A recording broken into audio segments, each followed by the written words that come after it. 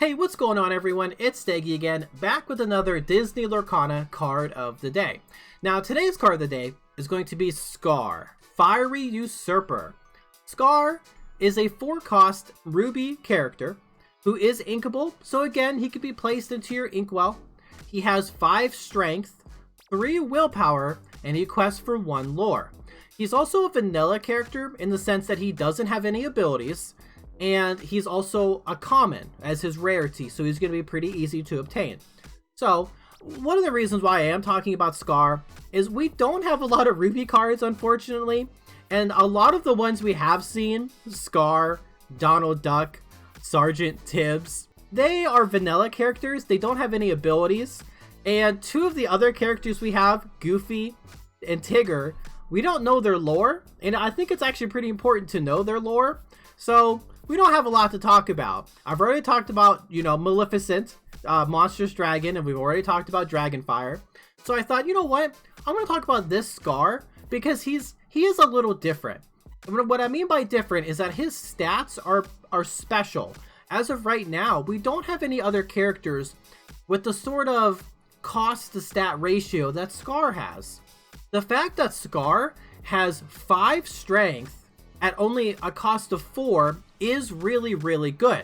He also has this all the time. We do have another card that also has 5 strength at 4 resources or 4 ink. I think I said lore earlier. I meant ink, and that's Jafar, Wicked Sorcerer, who's an Amethyst card, but Jafar only gets that 5 strength when he is challenging. He has Challenger plus 3, so he has 2 strength when he doesn't. So he's a 2-5, whereas Scar is a 5-3, strength to willpower. And that's pretty solid. Scar is actually really scary. So he is able to take on a lot of early game characters, or say mid game characters that an opponent would play to really help them with their game plan. One example is, of course, the Sapphire Aurora, Dreaming Guardian, the one who gives ward to all your other characters. She costs 5 resources and she has 5 willpower. Scar can challenge that Aurora and take her out or banish her. Another example is Stitch, Rockstar. That Stitch is actually a 6 cost. He has 3 strength, but he only has 5 willpower. And that's equal to this Scar strength. So the Scar can take out, that Stitch. At 5 strength, he's able to take out a lot of characters way above his cost, I suppose, because you can just put him down. He can take out 6 cost Robin Hood, 6 cost Scar. He could take out a Maleficent, a Monstrous Dragon Maleficent. Actually, he takes out all Maleficents because none of them have more than 5 willpower. And the list goes on and on. There are some characters he can't effectively challenge and banish. Gontu, for example. Maurice is another one. Even Moana, but he could take out Moana in 2 hits and still survive. So just as an example. So I like him. I like this Scar. I think he's actually a pretty solid offensive unit. You definitely would play him with the goal of taking out one of your opponent's bigger characters with his monstrous 5 strength. He does come down really early. One of the deck combinations I found myself using recently, and I know we don't have a lot of cards for it, but in some playtesting I've done, I've been playing Ruby combined with Amethyst.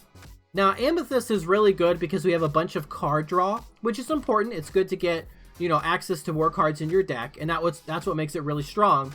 Well, also, it's really good at gaining lore, and you do have cards like Jafar, who's able to challenge, with his 5 strength. That's really strong. Another card that Amethyst has is Pocket Watch. Pocket Watch, White Rabbit's Pocket Watch, is really good. For 1 resource, as long as it's on the field, you can give one of your characters Rush, which means it can challenge right away. So if you have 5 ink available, 5 resources, you could play this Scar, then give it Rush, and then surprise your opponent by taking out one of their big threats. I like that. I like that a lot because by turn 4, turn 5 or so, say turn 5, your opponent might have some higher willpower characters in play. They could have used, say, Just in Time from Amber to put a bigger character into play. Maybe they used a Mulan or something, and they've been challenging. whatever the reason, you can surprise them and be like, hey, pocket watch, or I'm going to play Scar, use my pocket watch, give it rush, and now I'm going to, you know, take out your big threat. I like that. I like that a lot. Even by himself, without that, when he comes down, he is very threatening. It's kind of like if you would play an early game Hook, Forceful Duelist. You gotta realize, oh, that character is gonna take out basically whatever I put down, and it's something to play around. Like if you send a character on a quest, you have to think, am I okay losing this character to Hook? So when you put this Scar down, your opponent's gonna think the same thing. They're gonna be like, if I quest with something, it's gonna get banished by his Scar. With only one lore, he's probably not going to do a ton of questing. However, what I have found is that your opponent might not want to attack him because he does have 5 strength. But your opponent might also want to attack him because he only has 3 willpower. And as a side note, with that 3 willpower, he is vulnerable to smash from steel, which does 3 damage. So, but there's a lot of things with 3 willpower. However, if I had Smash, I would use it for Scar. Hey, Scar's scary. Like, he could take out a lot of my characters. But the 3 willpower is a little iffy. There are a lot of characters that can get 3 strength. Again, Captain Hook, Forceful Duelist. We also have Prince Eric at a 2 cost. He could take out the Scar. Yeah, those are steel, you know, but it's just, to put that out there. But it's not fair for me to say this character can be taken out by these other characters when, most characters can. But I do want to point out that while he is very offensive and good for challenging, his 3 willpower does make him vulnerable. A lot of things could take him out. So overall though, like, how do I feel about him? So I think he's actually a really solid generic card. If there are other cards in the 4 cost for Ruby, he might be replaced. However, I do think in the first set, at least, he is going to find a home in Ruby decks because he is able to challenge these other characters I had mentioned. Mulan, Stitch, Aurora. There's a ton of characters that he can attack that are higher costed than him. So he can come down mid to late game and still be a threat. 5 strength is nothing to sneeze at. It's pretty good. I do think that he is very good when combined with cards that give him rush. So combined with, say, White Rabbit's Pocket Watch, when he can come down and surprise your opponent, I think that's really good. White Rabbit's Pocket Watch also combines well with the Ruby Aladdin, where if you have 8 resources, I know it's quite a bit, but if you are able to get to 8 resources, you could play that Aladdin, give it rush, and then attack one of your opponent's exerted characters, banish it, get 2 lore, they lose 2 lore. The same mentality applies to this Scar, but you can do it a little sooner. And I like that. I like that the rush thing is really strong. And we've seen White Rabbit's Pocket Watch be really good with Sorcerer Mickey and his brooms. Every turn, you can give those brooms rush and, attack something, challenge something, and even if those brooms are defeated, they're going to go back to your hand.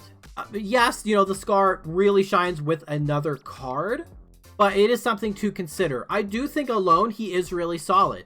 Especially in a Ruby deck for the first set, I'm giving him a solid 7 out of 10, and I'm giving him an 8 out of 10 combined with cards that could give him rush, right? Right now, we do only have White Rabbit's Pocket Watch, but if we get a character or an action card that can give a character rush, it's even better, right? And if it's in another color, even more fantastic, then that opens up our options. But using White Rabbit's Pocket Watch with Scar is pretty powerful, and that's an option that I want to put out there.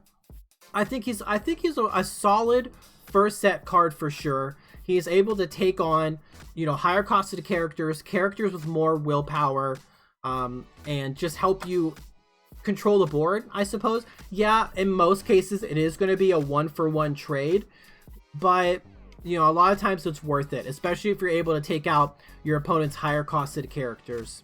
So again, I'm going to rate Scar right now a solid 7 out of 10, but an 8 out of 10 if comboed with some other character cards. So, alright, I think that does it for Scar. I appreciate you watching, it means a lot, or listening. Actually, it's mostly listening, because you're just going to be staring at a card of Scar the whole time. But hey, it means a lot. I appreciate it. You stay safe out there. Make good decisions. And I will see you in the next one. Okay, bye.